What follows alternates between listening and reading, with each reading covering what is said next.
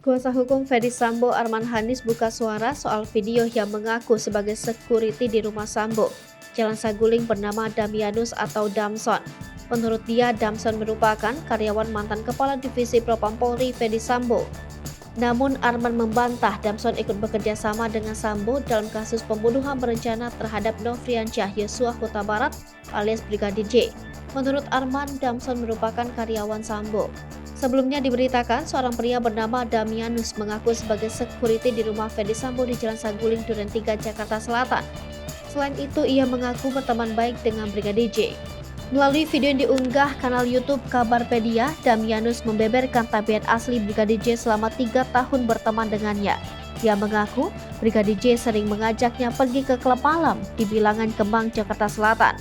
Setelah sampai lanjutnya, kehadiran mereka disambut oleh beberapa wanita. Damianus mengatakan, di antara wanita-wanita tersebut terdapat satu wanita cantik yang sering menemani Brigadir J selama di klub malam.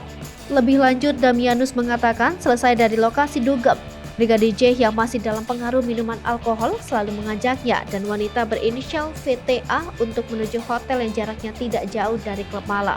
Kemudian lanjut dia, dalam kondisi mabuk selesai dugem, Brigadir J juga pernah mengajaknya ke salah satu hotel di dekat rumah mertua Ferdy Sambo.